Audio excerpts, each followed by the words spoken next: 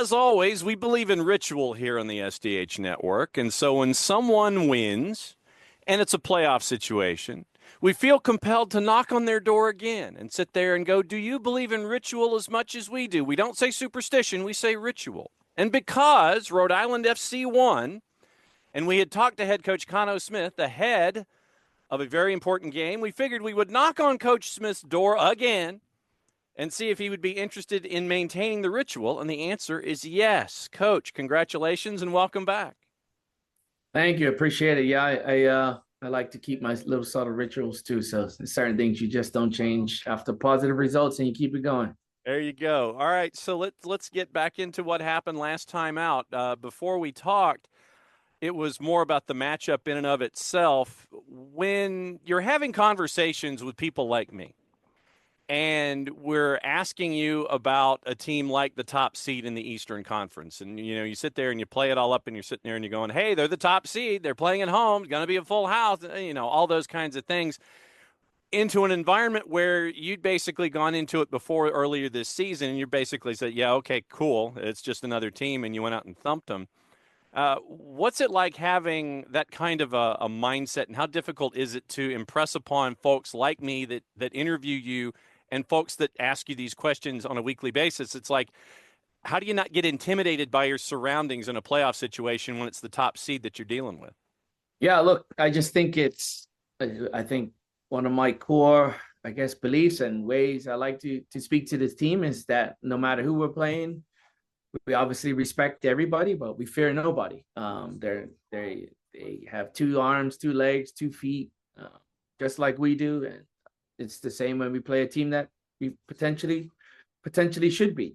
We prepare the same and we stick to what we try to do. Obviously, we tweak certain things and you cater to the opposition that you're going to be facing in any matchup. But yeah, I think for the most part, you have to stay yourself and you can't change. What's it like for you and a coaching staff and a roster to sit there and go, yes, everything that we worked on, we hit all the right buttons, we hit all the right things, we hit our keys, and you end up with a result like that? How satisfying is that you got it right and you got it as right as you did against Lou City?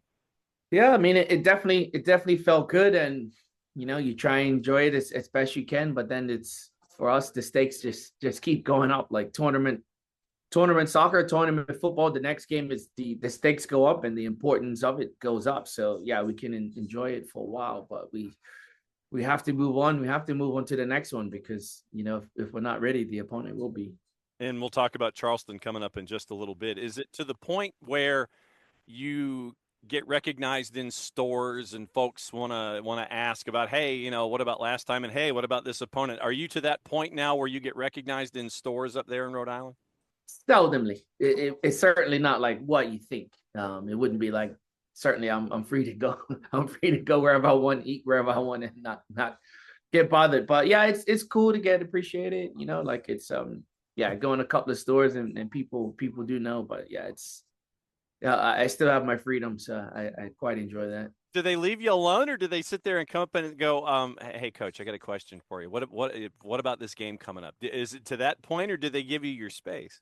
Nah, I think people are pretty respectful. Like, I think the people of Rhode Island are pretty respectful in that regard. And yeah, I mean, I guess if somebody was to bother me to that extent, I would say that's probably first world problems. That means that we're in a good place. It means the folks are sitting there and they want to know what's going on as you make the run in the playoffs. When it comes to enjoying a win previous and getting ready for the next matchup in postseason soccer, how much time do you allot yourself to enjoy what you've accomplished, knowing that there's still more work to do? Yeah, I mean, well, if you look at the last 2 matches, we obviously traveled to similar area of the country, so we had to obviously stay the night. So you obviously stay the night, and then you fly out the next day. So I guess that Saturday evening and that Sunday, I kind of just try to unplug for a little bit. And obviously, you're still thinking about it, but yeah, I certainly try to unplug. I guess match day +1, you would call it, whatever it is, and then back to work on a regular work week. So obviously Indy, we we played on the Sunday, so that match day plus one was a Monday. So Tuesday, then Tuesday through Friday, you gotta sort of lock in. But that's sort of how I try to do it. Is I certainly anyway need a day where I just somewhat unplug. You can't not think about it, but I certainly try not to touch my computer or watch any soccer. But even that's still hard. No doubt. So, how much difficulty is there in the idea of unplugging and there being one less day to prepare for from one round to the next? It's an odd mix that you've got to deal with because you traditionally Saturday to Saturday, yeah, you know that, but then you had that one less day to prepare, and then you want to unplug with one less day to prepare. So it's almost a day and a half or 2 days that end up going in the wash if you keep to your normal schedule. Did you end up doing that, or did you have to just kind of sit there and put unplugging aside and go, yeah, we got one less day? So for me, I think I can prepare mentally and prepare the players physically, tactically, technically, with 4 days. So for me, long as it's 4 days of training, match day -4. So obviously, if you obviously play on a Sunday, then you're off Monday. Then like Tuesday, Wednesday, Thursday, Friday. For me, like I have to be somewhat locked in. So match day -4, you have those 4 days. But in this case, we I think we had a Thursday off because we had the extra day. So we obviously trained Tuesday, Wednesday, had Thursday off, Friday, Saturday. So, for me, that's as long as I have those 4 working days to work myself, watch video on the computer, and then 4 days on the pitch with players. Like I think that's enough. But in some scenarios, you don't have that. So, but for me, I think you still need those days to mentally recover yourself, physically recover from travel and those sort of things. What's the most difficult thing for a player to do when recovering from travel and a match that was as competitive as it is? When it comes to the modern day athlete, what's the most difficult thing to monitor for recovery so they come back out the other side at as close to 100% as possible? Probably sleep, like I'm sure as players, they probably have, I mean, yeah, you would think, they were in such a high intensity, high caliber match, but we left fairly early. The flight, I think, was around 6 a.m. We left Louisville, so that interrupts your sleep. And then you sleep on the plane, you sleep in the hotel, but it's not really good sleep. So, yeah, you're getting sleep, but is it quality sleep? So, yeah, I would say that's a proven fact. That's not my opinion. The amount of sleep and the quality of sleep that you get is most important for players. But I think our guys are pretty responsible. They're pretty professional. So at this point, I think they know what they need to do and how much sleep they need individually. But this week we ramped up recovery stuff. Tried to give them as much as we can. They did cryotherapy one day. It's a spa in and around the Providence area that has a very unique water journey experience. So steam room, sauna, cold tub, hot tubs. So they did that. So they were nice enough to open up the facility for us on the day that they were closed. So we did that, and I think the players enjoyed that. It's actually something I do myself personally. So I said to the guys, like, go and enjoy this experience because I pay for it myself. So I quite enjoy it. Well, okay, so since you opened that door, before I get into players and matchups and things like that with Charleston, how did you stumble across this idea of a cryo and hot and cold and treatment? How did you stumble across this idea, and B, this particular place? Yeah, so the cryotherapy place that we use, we've been doing that probably since our first, I think, three match week. So we've done that. That's a local, again, another local company that's in the area. So we did that, but we felt we could probably just do a bit more, obviously, with the importance of the stakes. And look, it's like I said, the place where we did their water journey, it's a different facility, but it's a spa. It's probably one of my self-care things that I do, and a bunch of our staff have gone. Actually, my goalkeeper coach, he was the one that recommended it. So I've been there and done massages anyway, and then they have this unique, real water journey experience where they have different hot tubs, different cold tubs, steam room, sauna. And for me, it's just, yeah, it's an amazing experience. So yeah, I think to be able to get the players to experience it I think they all quite enjoyed it. Khano Smith, the head coach of Rhode Island FC, getting ready for Charleston Battery in the Eastern Conference Finals and USL Championship here, hanging out in the studio here at SDH. When it comes to the 3-0 win, I mean, you have dominated in the 2 matches there at Lynn Family this year. It has been absolute domination on the scoreboard. Did the result surprise you, the end result at the end of the day, meaning the score in and of itself? Obviously not the fact that you came out the other side and won, but did the margins in these two games surprised you at all? Well, I think they're two different games, and yeah, I think the score line again shows that we were fairly dominant, but the 5-2 score line, in my opinion, was no reflection of the game. Like they could have easily been up 2-0 in the first half, and somehow we ended up 2-0 in the first half. So we took chances, they didn't. But we made changes in the second half of that game, as you would have thought that we were getting completely dominated, and we were. And then I think the changes we made just pushed the result along, like it made things more difficult for them, and we got goals on the counter. So I don't think the 5-2 scoreline was a clear reflection of the game at all. I do think we were more positionally dominant in the second game. I don't know if we were 3-0 better than them, but I do think, again, we did a much better job in the second match of taking away their opportunities and making them settle for, I guess, lesser quality chances. I don't think they really penetrated through the middle much in the second game. And what we did give up, what I always say, it's a soccer field and there's going to be space somewhere. It's 22 people on a box rectangle, however you want to look at it. And it's space. It's going to be space somewhere. You can't take away all of it. So what we did decide to give up was the wide areas. And we knew that they were going to serve balls into the box if you did that, which they're excellent at, which they tried to do. But we really try to focus on defending the box and balls coming into the box, taking those chances away from them. When was the last time you, as a head coach, and I know that it's a part of a collective discussion because it takes 11 guys on the field, both offensively and defensively, to get to the end result. But specifically when it comes to someone like J.J. Williams, he has been rolling 7s and 11s for the last couple of weeks when he's been at the table. When was the last time that you've had an athlete be on this kind of a hot streak when it comes to scoring goals and putting the numbers on the board that he has been?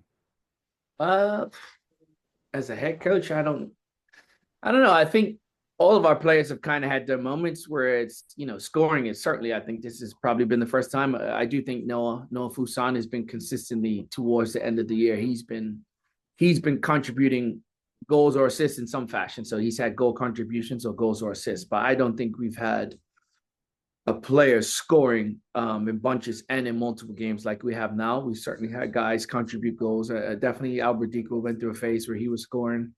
Jojea Quizera, he certainly had a stretch where you felt like he was having multiple goal contributions in games in a row. So, but yeah, I think, and on JJ, I think JJ's now everyone sees his performances because he's getting the goals and assists, and I think, look, his confidence is obviously sky high.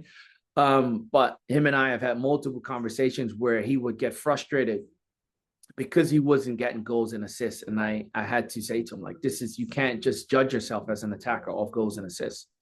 You have to do the other little things, the hold up plays. You're defending on set pieces. You're running in behind, making life difficult for the attackers, creating defenders, creating space for your teammates. So yeah, I'm glad that he's getting rewarded with goals and assists now, but his performances have been good for a long time, and he hasn't been rewarded with goals and assists. When you have conversations like that, where you have to remind someone, okay, it's not just about putting the ball in the back of the net. It's about the little things. It's about possession. It's about 1-2. It's about, coming back defensively. And you get to see that moment where the light comes on and they understand all the conversations that you've been having get to that end result when they understand it's about just as much the little things as it is scoring. What's it like for you as a coach to see that light come on for them and go, yeah, okay, I get it now, coach. I understand what you were trying to tell me. Yeah, it's good. And look, I've known, again, we'll use JJ as an example. I've known JJ for a long time. He was with us my first year in the USL in Birmingham. So I've known him since then. So look, I think the human side of it, he knows what I expect from him as a player. He knows what I expect from him as a teammate and a person. And I think at this moment where he's at now, like I certainly was interjecting and trying to help him out, when he was struggling or not performing and not getting the end results. But now I think also part of coaching is knowing when to leave people alone and just letting him do his thing. So yeah, it'll be times where I feel like I want to say something to him, but I'm like, he probably doesn't need it right now. Coming up, it's Charleston. What has study hall been like against a team that has scored a lot of goals from set pieces this year? You've got a guy who's deadly like Aaron Malloy. What's study hall been like getting ready for this bunch that you had a goalless draw with at Byrne and a 1-1 draw down there at Patriots Point? What's it been like getting ready for this? Yeah, it's a team I feel like we probably know well. Not saying that in terms of us being able to stop them, because look, you can know the opponent, they know us, but until you're in the game and you actually feel what's going on in the game, like you can prepare as much as you want, but it doesn't really make a difference until you're in the game. So look, I have a lot of respect for them. I know Ben. Ben, I've said it multiple times, I will consider him a friend. We talk a lot. We've talked a lot this week, which is unique I was because going to say, now, wait a minute. You've talked a lot this yeah, week, huh? yeah, we have. But it's more just like, honestly, we're talking about stuff that's going on in the league, and we're taking little jabs at each other, like, yeah, I know this guy's playing, like, but we're certainly not showing our hand. But yeah, it's a unique situation, but yeah, I quite enjoy it. Like, I don't think whatever happens, it doesn't change our friendship. Hopefully I can beat them, but yeah, if we don't beat them, like, I'm perfectly fine losing to a team of his caliber, and because I respect him and what he's done there. But certainly once the whistle blows, we're both trying to kill each other, and we both know that. So which is fine. It's all good in competitive spirit. But yeah, they're the best in possession team in the league, in my opinion. They're gonna have the ball. How much is gonna be determined on the day. But you have to just try and take away the quality players' time and space, and that's easier said than done. You try and trap them in the areas of the pitch that you want, and ultimately, when we have the ball, can we hurt them, and can we exploit the spaces that they leave? Because again, as I said, it's 22 guys in a box or a rectangle, however you look at it, and it's going to be space somewhere. So how can you exploit it? Well, it is going to be, let's see, who do we have? It's Colin Radoslav at the man in the middle, Brian Marshall, John Krill, your ARs, Elihio Adagin is your fourth, and you are heading to Patriots Point, one match away from playing for a championship in USL Championship here in 2024. Continuing the rituals, once again, thanks for dropping by. Thanks for all of the excellent intel as you get ready for Charleston Battery. We will be keeping an eye on you, and we will make sure that Mr. Parkhurst makes his way down to Patriots Point. We'll sit there and we'll kind of whistle in his ear and go, look, dude, you need to be there just to kind of see what's going on. Yeah, I think he's coming. I think he's coming. There you go. Excellent. Well, Yeah. Coach, as always, great to catch up with you. Great to see you. And once again, good luck. Be safe getting down there. May everybody be healthy. Have a fantastic match, and we'll catch up with you on the flip side. All right. Appreciate it. Thanks.